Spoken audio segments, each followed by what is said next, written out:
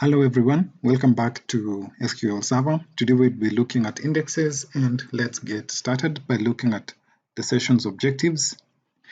Now, by the end of this session, participants will be in a position to define and explain what are indexes, look at the performance of indexes, we'll look at both clustered and unclustered indexes, we'll look at how to partition data and explain the steps to display the query performance data using indexes. Let's get started. Introduction.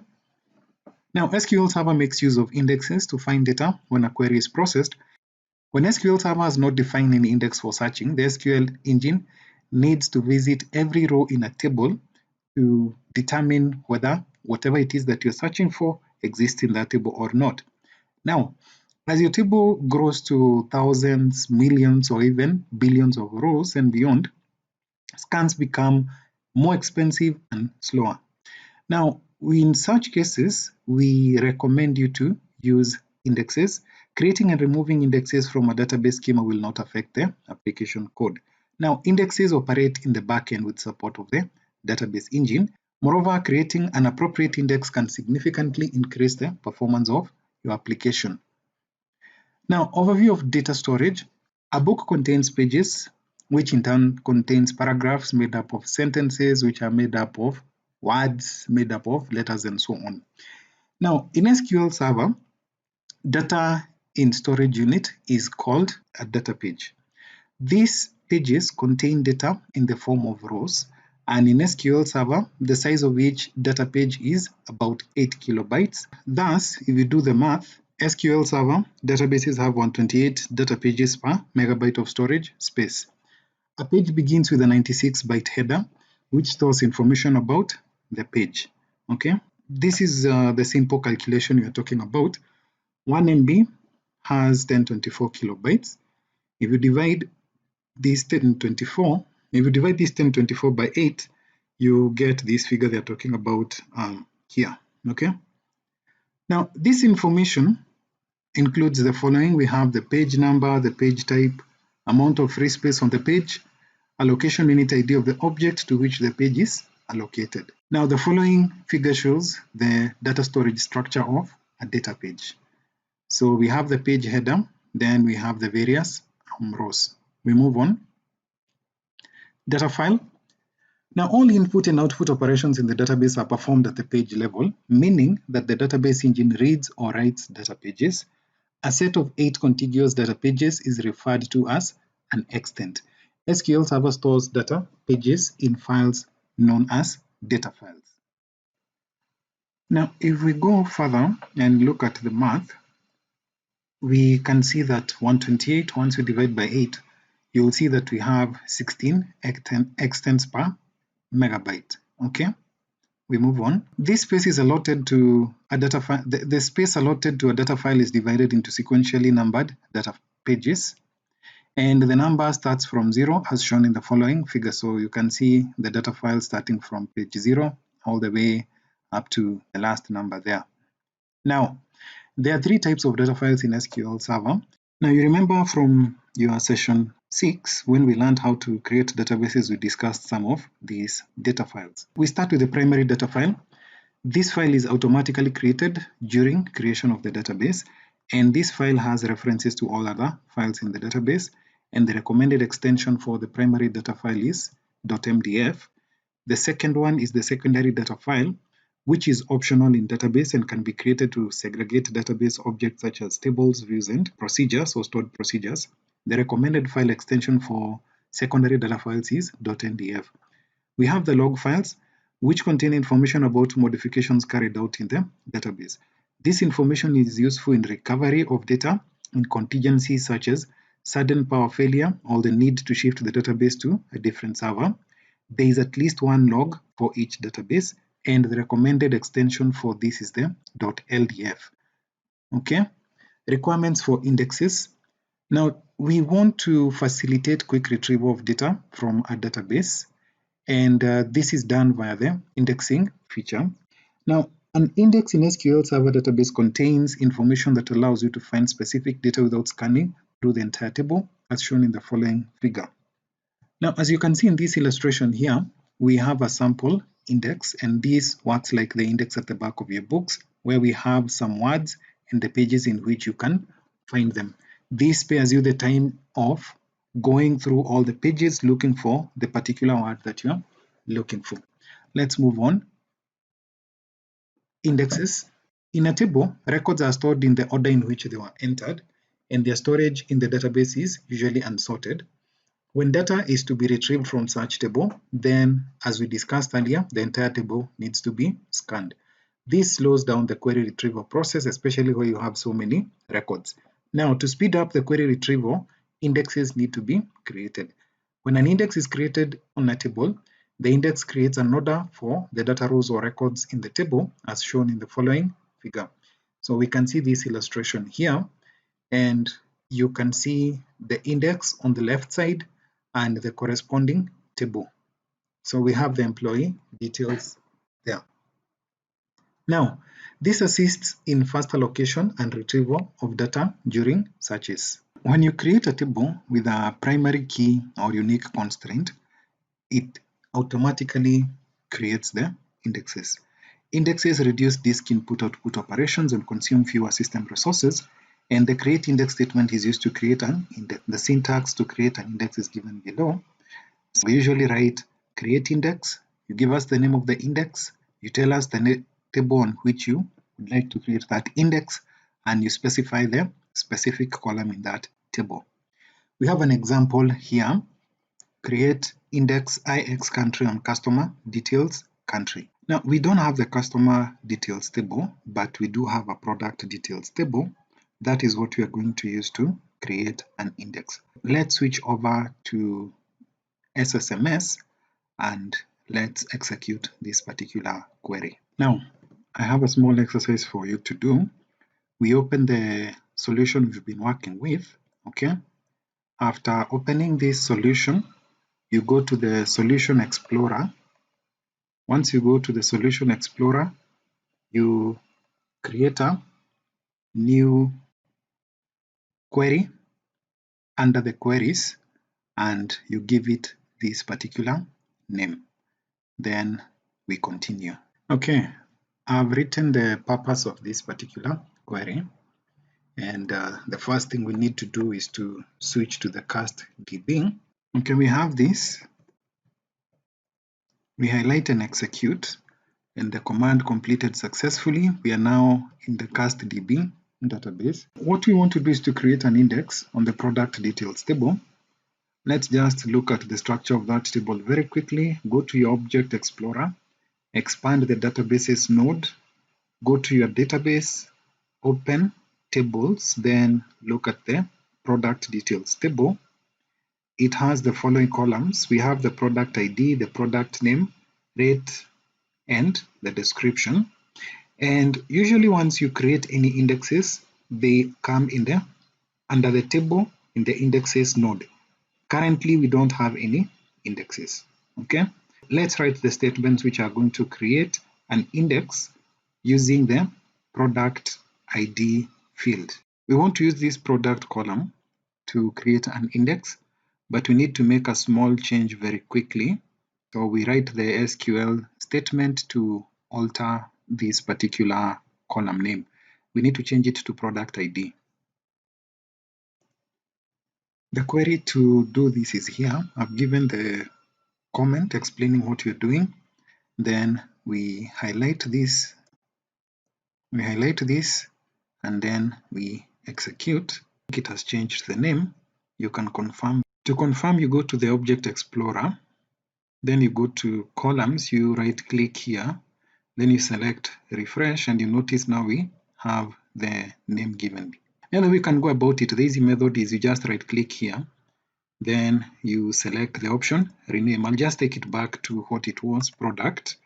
Tap on enter. Then now you can still do the same thing that we did earlier. So any way that you're comfortable with works. Okay.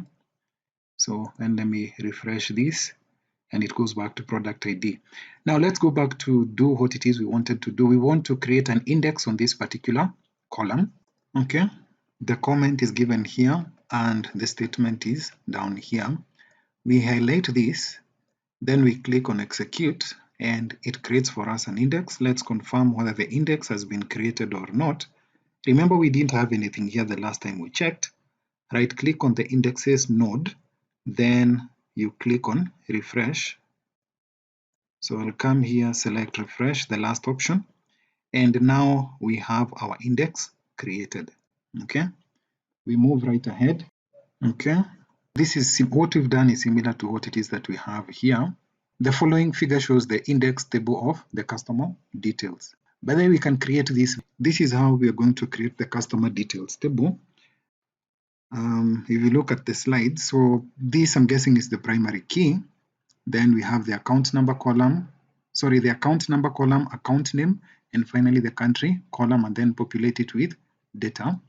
That is what we have here. Then notice we have the primary key set here. And if you go back to the Object Explorer, if we don't have the table created, but once it's created, it's going to come in with an index for the primary key.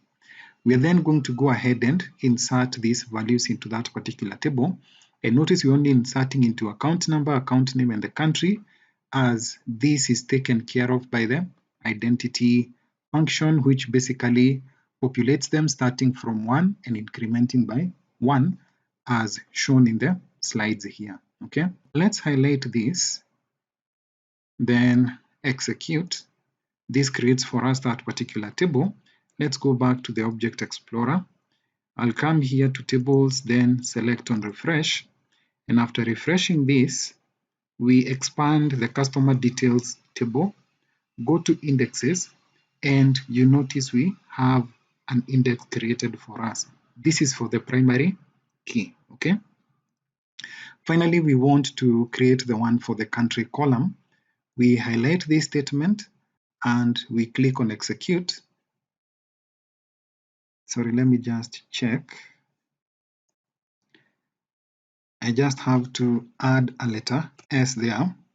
Then we highlight this, execute, and if we go back to the Object Explorer, then we refresh the indexes, you actually get the country indexes listed here. We move right along. Scenario. Now, in a telephone directory where large amounts of data is stored and is frequently accessed, the storage of data is done in an alphabetical order.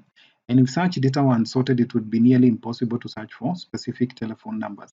Similarly, in a database table having a large number of records that are frequently accessed, data is to be sorted for fast retrieval. When an index is created on the table, the index either physically or logically sorts the records. Thus, searching for a specific record becomes faster and there is less strain on the system resources. Accessing data group-wise. Now, indexes are useful when data needs to be accessed group-wise. For example, you want to make modification to the conveyance allowance for all employees based on the department they work in. Now here, you wish to make changes for all employees in one department before moving on to employees in another department. In this case, an index can be created as shown in the following figure on the department column before accessing the records. We have the various departments, we have marketing, and we have the employees here, then we have the sales. This index will create logical chunks of data based on the department, and this will limit the amount. This again will limit the amount of data actually scanned during the query retrieval. Hence, retrieval will be faster and there will be less strain on the system resources. Index architecture. In SQL Server, data in the database can be stored either in a sorted manner or at random. And if data is stored in a sorted manner, the data is said to be present in clustered structure. If it is stored at random, it is said to be present in a heap structure. We have these two figures demonstrating the index structure. At the top, you can see we have the heap structure where data is not sorted. Okay, it's random. Then at the bottom, we have data sorted, and we can say this is in clustered structure. We have the B tree. A B tree is short for balanced tree, although some people still call them binary trees, but I think balanced tree would be more appropriate for this particular course that we are looking at. SQL Server, all indexes are stored in form of B trees, and B tree structure can be visualized as an inverted tree with the root right at the top splitting into branches and then into leaves right at the bottom as shown in the figure given below. Now, in a B-tree structure, there is a single root node at the top, and this node then branches out into the next level known as the first intermediate level, and the node at the first intermediate level can branch out further. This branching can continue into multiple intermediate levels and then finally the leaf level. The nodes at the leaf level are known as leaf nodes. We look at the indexed balanced tree structure. Now, the B-tree structure of an index, the root node consists of the index page, and this index page contains the pointers that point to other index pages present in the first intermediate level. At this first level, the index pages in turn point to index pages present in the next intermediate level. So this can be several, as you can see here. And then the leaf nodes on the index binary tree have either data pages containing data rows or index pages containing index rows, which point to data rows as shown in the following figure. We have this illustration given here. Okay, we have the different types of nodes in the B trees, and they're given here. The root node contains an index page with pointers pointing to index pages at the first intermediate level. Then we have the intermediate node, which contains index pages with pointers pointing to either index pages at the next intermediate level or to index pages or data pages at the leaf level. Then finally, we have the leaf nodes, which contain either data pages or index pages that point to data pages. We move on. Let's look at the heap structures. Now, in a heap structure, data pages and records are not sorted or arranged in any order. And in order, the only connection between data pages is the information recorded in the index allocation map tables, IAM pages. In SQL Server 2012 upwards, IAM pages can be used to scan through a heap structure. The IAM pages map extents that are used by an allocation unit in part of a database file, and a heap can be read by scanning the IAM pages to look for extents that contain the pages for heaps as shown in the figure given below. Okay, we move on. Partitioning of heap structures. Now, a table can be logically divided into smaller groups of rows, and this division is referred to as partitioning. Now, tables are partitioned in order to carry out maintenance operations more efficiently, and by default, a table has a single partition. And when a partition is created in a table with a heap structure, each partition will contain data in an individual heap structure. For example, if a heap has 3 partitions, then there are 3 heap structures present, one in each partition as shown in the following figure. Assuming that you have a very large table, and let's say we have something like 300 records, just for illustration purposes, there could be more. You notice now it is divided into 3 parts. Maybe the first heap structure could store records from 1 to 100, 101 to 200, 201 to 300. Okay. Now, clustered indexes causes records to be physically stored in a sorted or sequential order, and these clustered indexes determine the actual order in which data is stored in the database. Hence, you can create only one clustered index in a table. Uniqueness of a value in a clustered index is maintained explicitly by using the unique keyword or implicitly by using an internal unique identifier as shown in the following figure. We have this employee details table, and you can see basically what it has. And the employee ID, this is usually unique, and you can see what it is that is happening once you create this table. Since this column is unique, then it automatically creates this index. And this index basically maps to the records in the table. How do we create clustered indexes? A clustered index causes records to be physically stored in sorted or sequential order, and you can create only one clustered index per table. Clustered index is created using the create index statement with the clustered keyword. The syntax used to create a clustered index on specified table is given below. Create clustered index, the name of the index, then the table you are creating this clustered index, and then the column which you wish to use. Okay, we have this, and basically we already have one. So let's highlight this, copy, and then meet in the query window.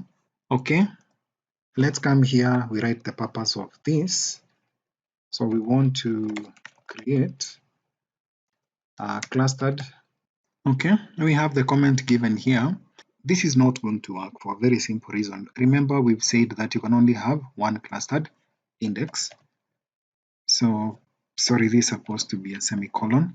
We highlight this and execute, and you're going to see what happens when you try to do what? To create multiple clustered indexes. You can see it's telling you to drop the existing clustered index pk that. No worries, we're going to create one for the product ID, okay, on this particular table. Just highlight this exactly the way it is, then copy, come down here and paste, Control V to paste. Then now we are going to call this product ID, and this now is not going to be just any normal index, is going to be a clustered index. Okay, then now highlight it, and before we do anything, we need to check whether that particular index exists in the product details table. Expand, we only have one, and this one is non-unique and non-clustered. So I'll come back here in the query window, then click on execute, and let me just pin this down. If we come here and refresh, you notice now that we have the clustered index called product ID created for us. Okay, we move right along. Accessing data with the clustered index. Now, a clustered index can be created on a table using the column without duplicate values, and this index reorganizes the records in sequential order of the values in the index column, and clustered indexes are used to locate single row or a range of rows. Starting from the first page of the index, the search value is checked against a key value on the page, and when a matching key is found, the database engine moves to the page indicated by that value as shown in the following figure. Okay, so we have this, and the desired row or range of rows is then accessed. A clustered index is automatically created on a table when a primary key is defined on the table. In a table without a primary key column, a clustered index should ideally be defined on. You can either do this on key columns, which are searched on extensively, columns used in queries that return large result sets, column having unique data, or columns which we use in table joins, as we learned in session 9. Okay, that is why if you go back to your query window, you notice we used the product ID because this uniquely identifies every record in the product details table. Okay, now we move on to the non-clustered index. A non-clustered index is defined on a table that has data either in a clustered structure or in a heap, and a non-clustered index will be the default type if an index is not defined on a table. Each index row in the non-clustered index contains non-clustered key value and a row locator, which points to the data row corresponding to the key value in the table. The following figure shows the non-clustered index structure. So you can see what it is we have in this particular illustration.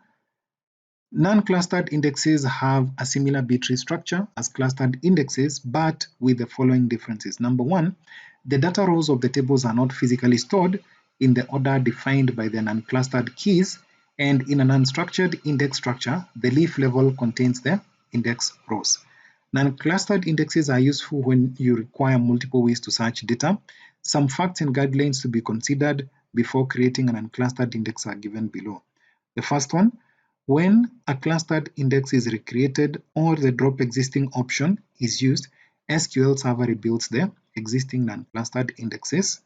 A table can have up to 999 non-clustered indexes. Okay, that is much better than what it is we had. Then create clustered index before you create the non-clustered index. Okay, and please note that this one is a guideline. You remember for the product details, we started creating the non-clustered indexes before we created the clustered index. So it's a guideline, not a rule. The syntax used for creating an unclustered index is given below. So create an unclustered index, the name of the index, the table, and then the column on which you wish to index. Then we have this example. Let's do this very quickly. Now, we don't have the state column in the customer details, so we'll improvise. Let's see what you're going to do. Okay. We're going to create an unclustered index on the product name column in the product details table. We'll highlight this, then execute this, then come back here to the product details table, then refresh this, and you can see that the unclustered index is created for us. Okay, we move right along. Now, column store index. Now, column store index is a new feature in SQL Server 2012 upwards, and this enhances performance of data warehouse queries extensively.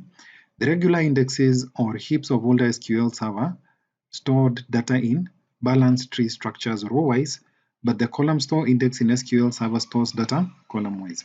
Now, since the data transfer rate is low in database servers, so column store index uses compression aggressively to reduce disk input-output needed to serve the query request. The B tree and heap stores data. The B tree and heap store data row-wise, which means data from all the columns of a row are stored together contiguously in the same page. For example, if there is a table with 10 columns, that is column 1 to column 10, the data of the 10 columns from each row gets stored together contiguously in the same page as shown in the following figure. Okay, this is the row store. That is what was used in the older versions of SQL Server. When column store index is created, data is stored column-wise, which means that data of each individual column from each row is stored together in the same page. For example, data of column 1, maybe this could be the IDs, is stored in one page. Then maybe column 2, which could be like the account name, is stored in the next page. The key difference is you can see now the pages are down here and they're going column-wise. That is what we're calling the column store index. While in older versions, you can see now data was stored row-wise. Okay, so this is what you're calling row store. The first page is here, then the second page is here. Now the syntax to create a column store index is given below. You write create, can be non-clustered, column store, then index, the name of the index on the object, then you give us the column with the column index position on, then this can be either the partition scheme name or a file group name, or it can be default. Okay, it's just missing here. We have an example. Assume that a table named reseller sales PNTD has been created in the AdventureWorks database. The following code snippet demonstrates how to create a column store index on that particular table. Okay, we have this code, and this is what is going to create a column store index for us. Now, since we don't have that particular table, we're not going to execute this query. You could go online and look for some examples on how to go about this.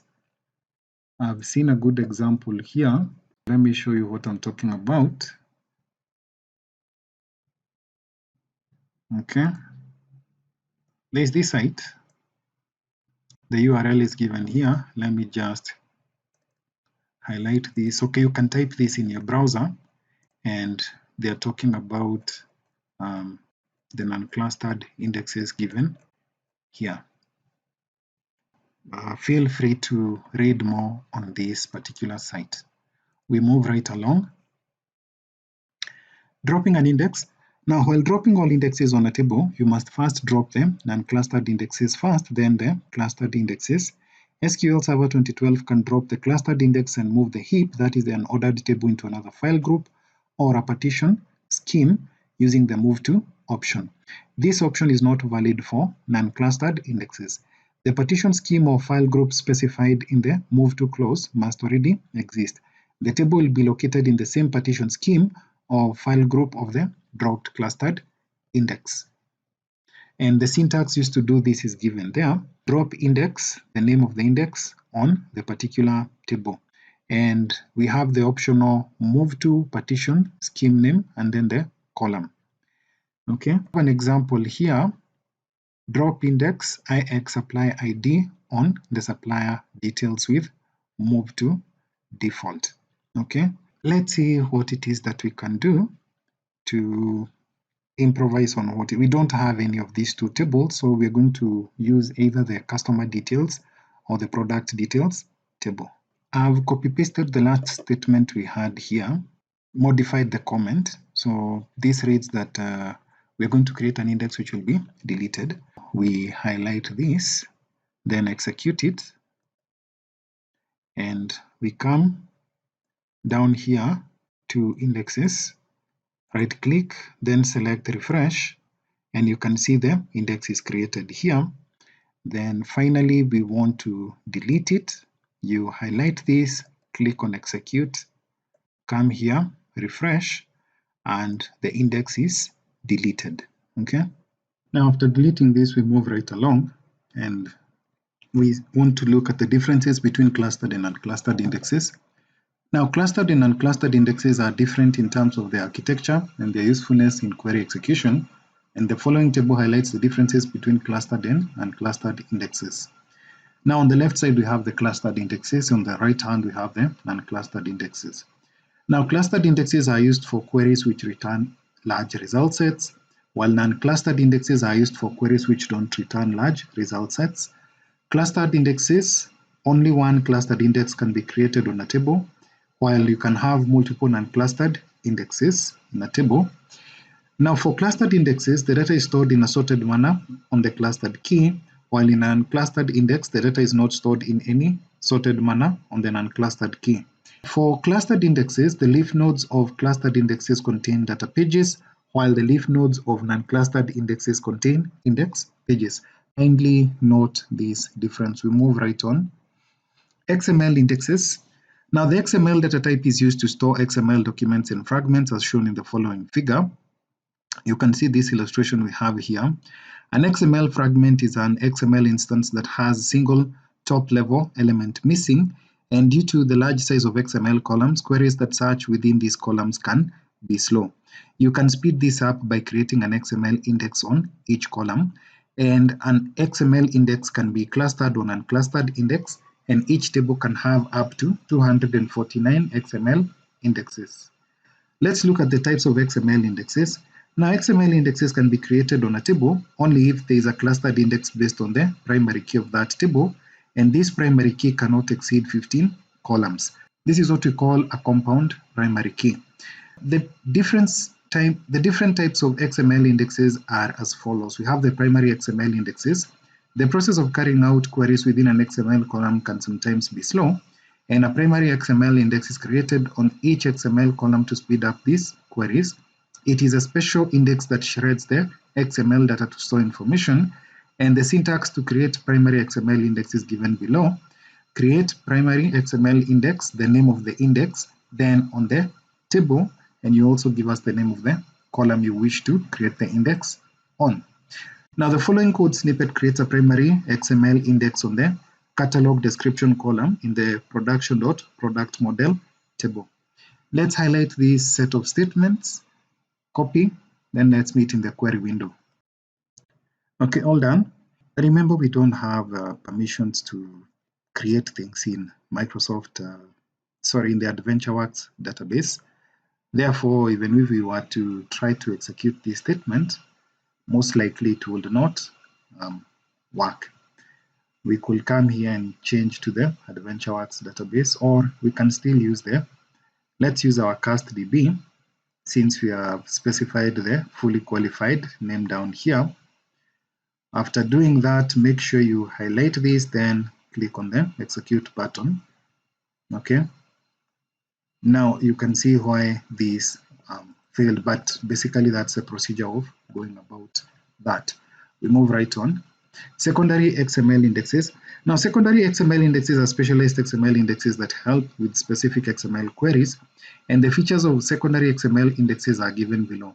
Now, searching for values anywhere in the XML document, retrieving particular object properties from within an XML document,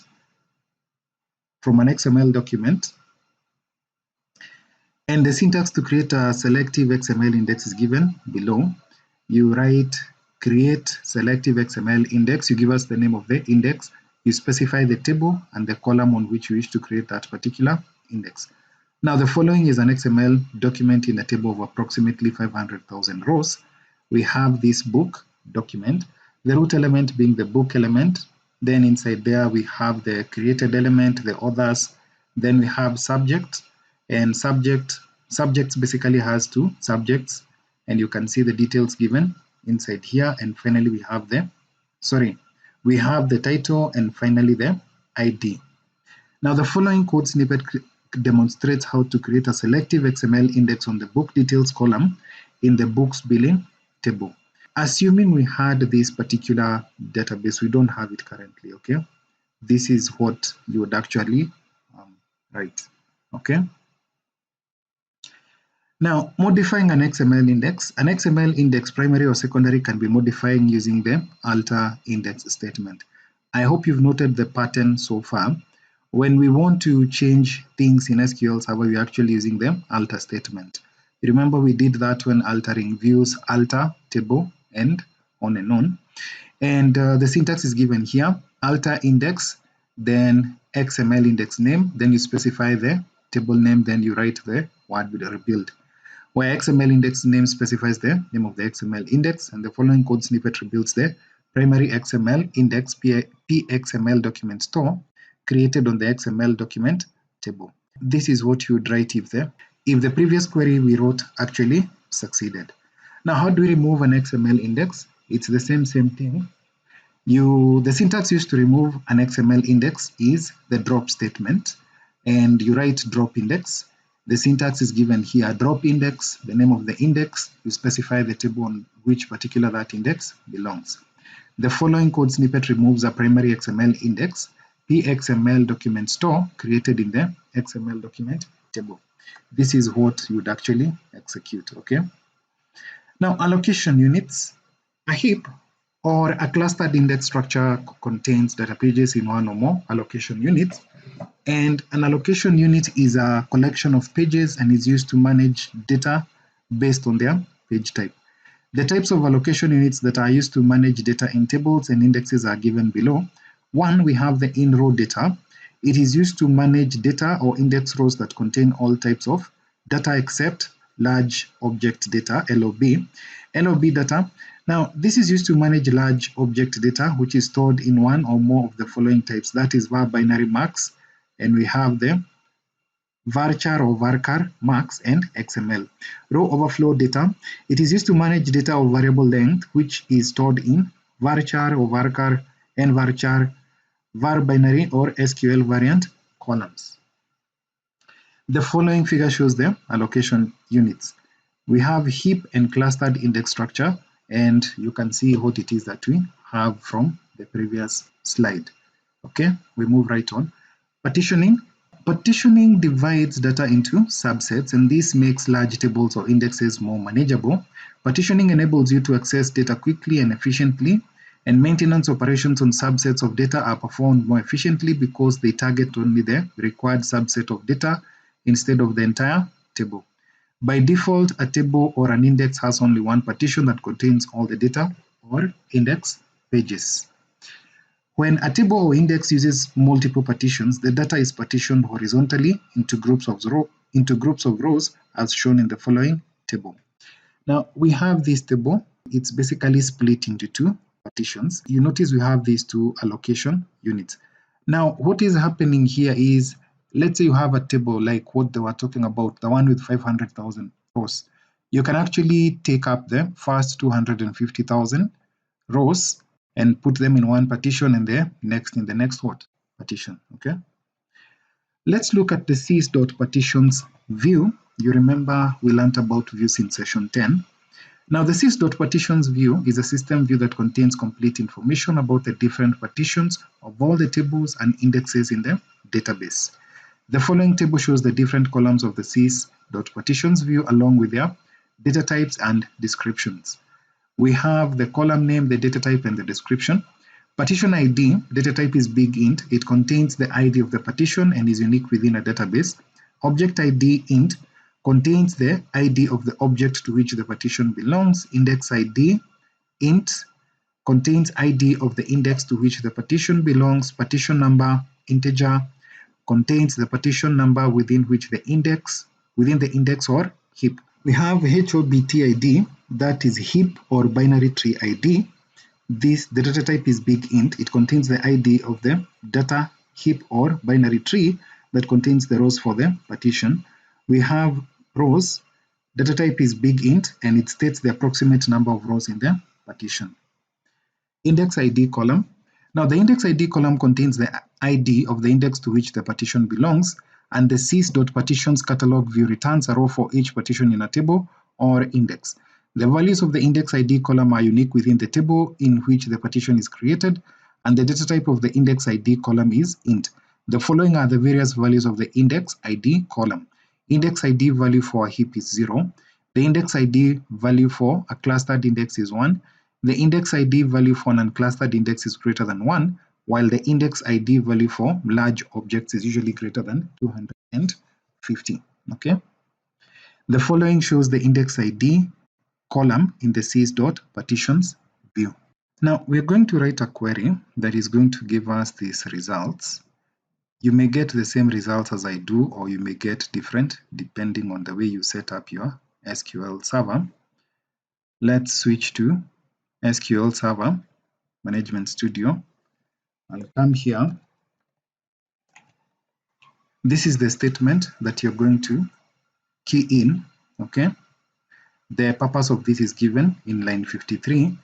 We highlight this, click on execute, and you can see what it gives you, okay? We move right along. Finding rows. SQL Server uses catalog views to find rows when an index is not created on a table. It uses the sys.indexes view to find the IAM page, and this IAM page contains a list of all pages of a specific table through which SQL Server can read all data pages. When the sys.indexes view is used, the query optimizer checks all the rows in a table and extracts only those rows which are referenced in the query as shown in the following figure. Now you can see the sys.indexes view, and we have the IAM page, and we are looking for certain records. Now in this figure, we can see the various extents ranging from 127 to 130, and you can see the various values here ranging from 1, okay, 1, 1, then 0, then 1. Now the one which has a 0, of course, is not going to be searched. Look at what is happening. We are going to search so many records. So this scan generates many I/O operations and utilizes many resources. The following code snippets demonstrates how to create the employee details without an index. Okay. We highlight this set of statements. We copy, paste, and let's meet in the query window. We have this, and just a quick question.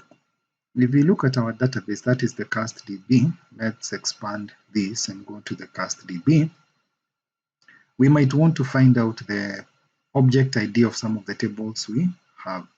For example, let's look at these product details. If you want to find out the details about it, you could execute this particular query. Okay.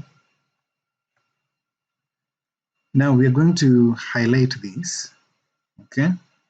Then execute it, and you can see now you get the details about the product details table.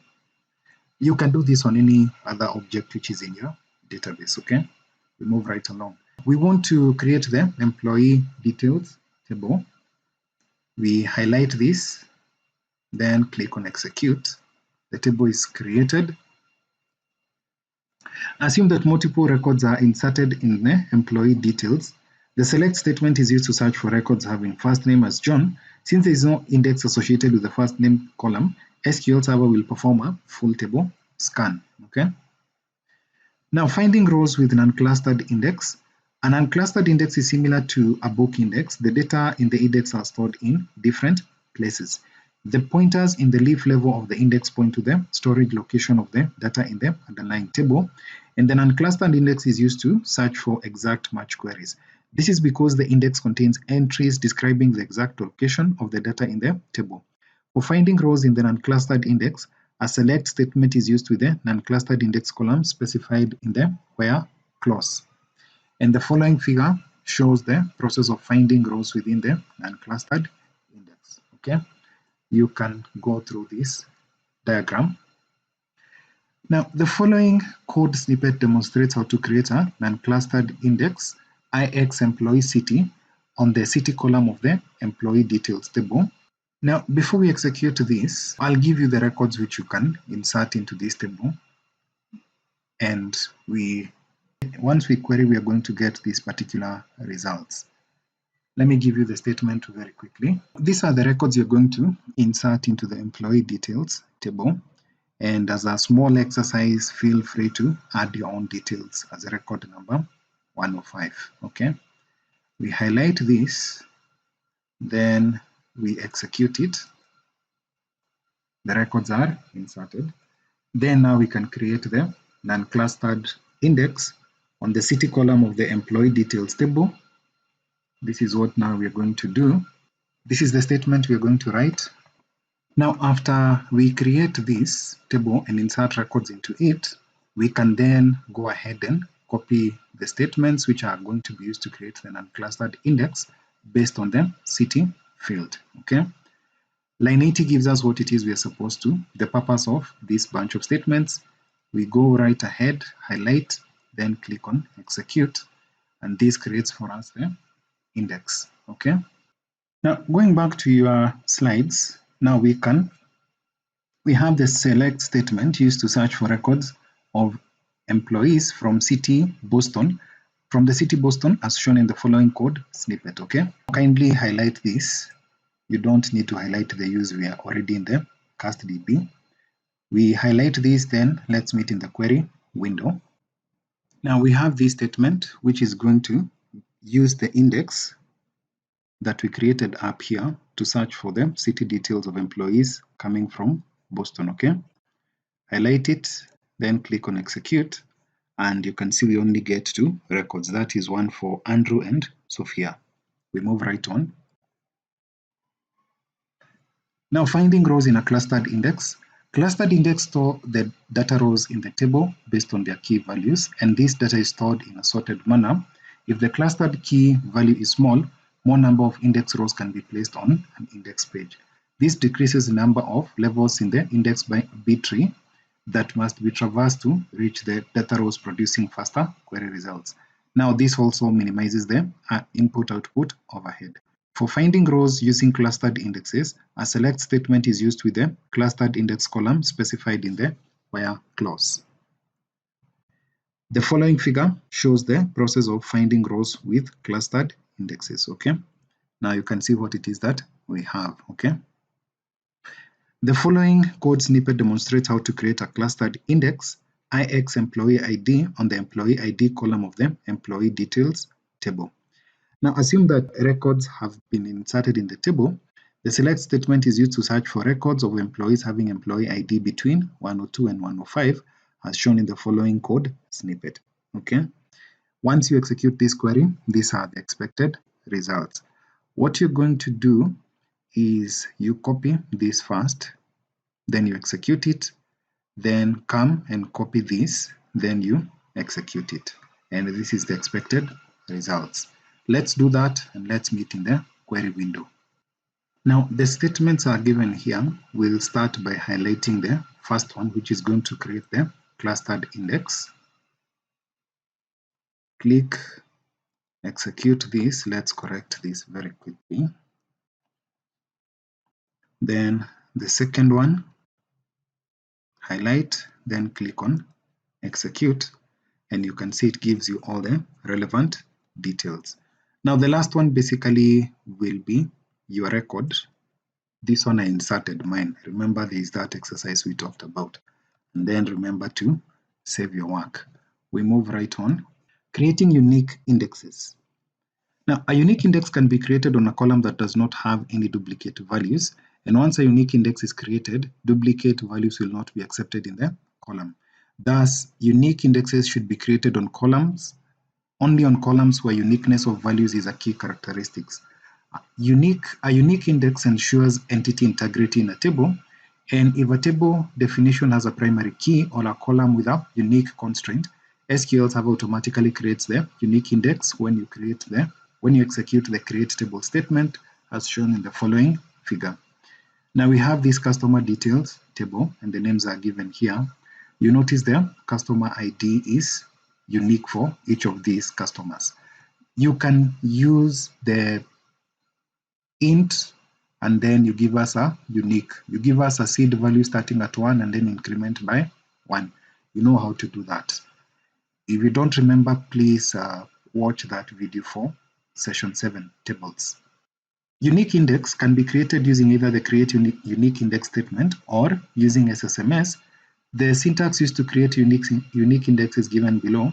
Create unique index, the name of the index, then on the table, and you specify the unique column in that particular table. I've explained this, I'm not going to go through this. And the following code snippet creates a unique index on the cast ID column of the customer details table. Okay.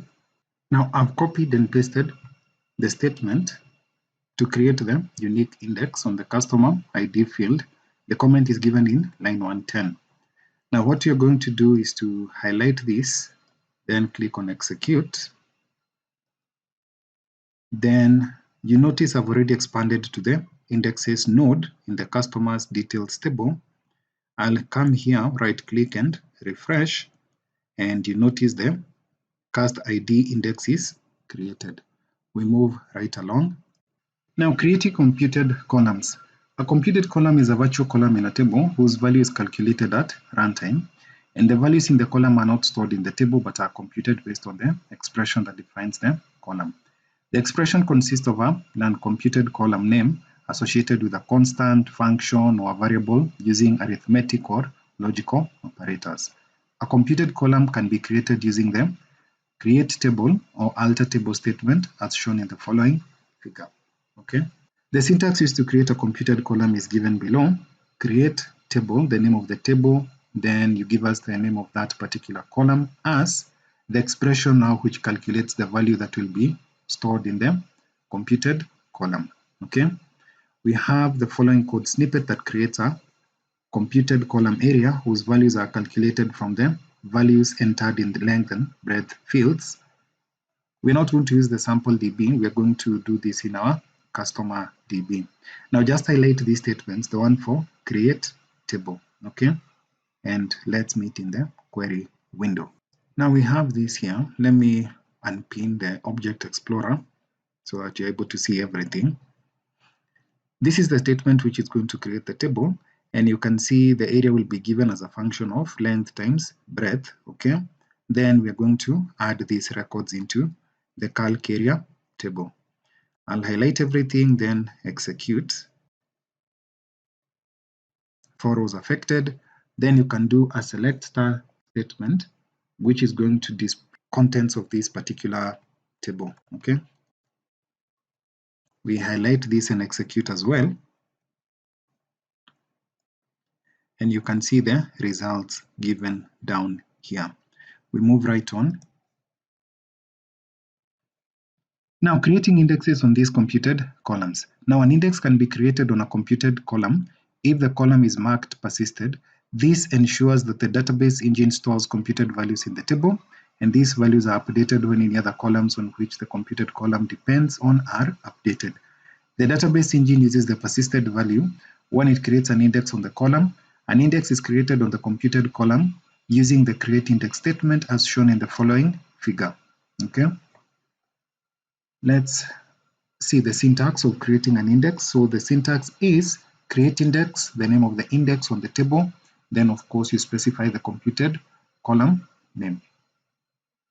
The following code snippet creates an index ix area on the computed column area. Highlight this set of statements. We copy and let's meet in the query window. Now we have done this. Let's create the index. Click on execute and you can display them. We can do a simple query here. Let's say we want to display the area of those ships whose area is less than 400. This is the query you would write to do that. Now highlight this, then execute it. And you can see these are the shapes whose area is less than 400. It's actually getting its details from this particular index which we created here. Okay. Cursors. Now, it's very important that you understand about cursors. We'll be looking at cursors when working with databases in both Java and C#. Kindly ensure that you spend some time looking at them. Also do some online research on database cursors. It's a very, very important topic. A database object that is used to retrieve data as one row at a time from a result set is known as a cursor. Cursors are used when records in a database table need to be updated one row at a time. And we have various types of cursors, and they're given below. We start with the static cursor. Now, these cursors help to populate the result set when the cursor is created and the query result is cached. This is the slowest of all the cursors, and this cursor can move or scroll both backwards and forward. Also, the static cursor cannot be updated or deleted. In other words, we are saying it is a static, it is read-only. Okay. The next one is the dynamic cursor. Now, this one allows you to view the procedures of insertion, updation, and deletion when the cursor is open. And this is one of the most sensitive cursors and is scrollable, that is both forwards and backwards. We have the forward-only cursor. These cursors also support updating and deleting data.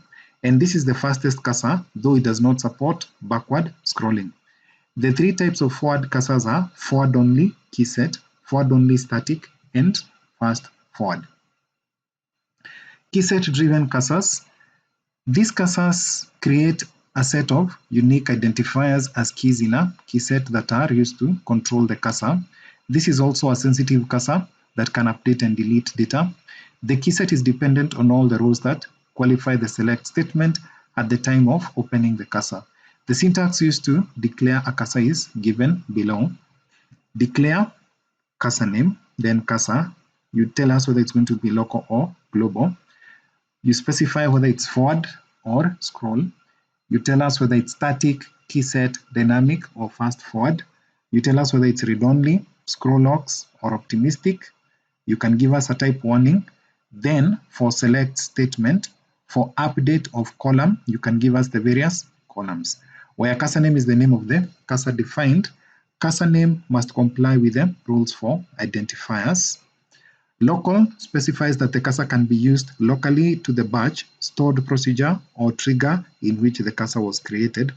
Global specifies that the cursor can be used globally to the connection. Connection is, you remember, once we start working with SQL, you establish a connection, okay? Forward only specifies that the cursor can be scrolled from the first to the last row. Static defines a cursor that makes a temporary copy of the data to be used by the cursor.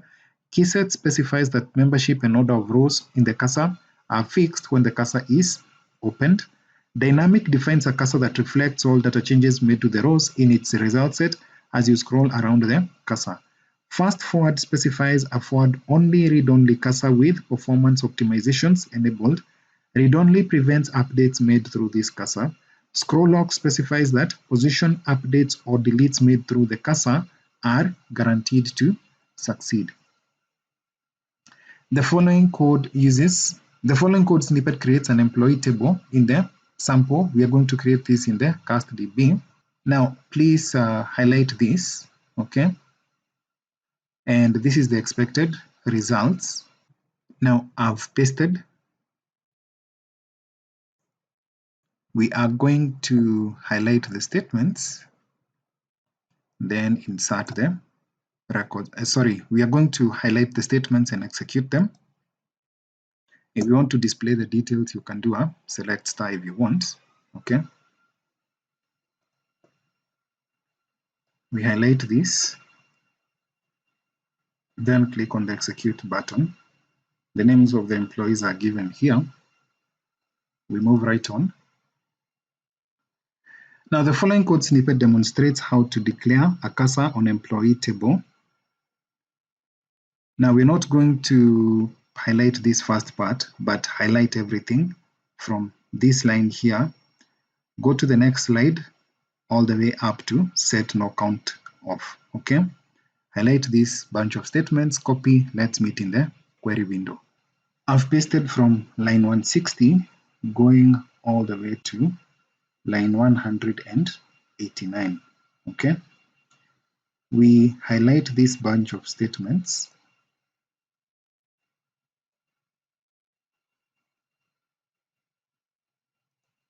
then we click on execute, and you can see the messages that it gives you. This is now via the use of cursors. Now mine is a little different from what it is you have in your slides. I just formatted a little bit. You can look at my code or pause the video and look at my code. Okay, if you want to get the same exact output as I have.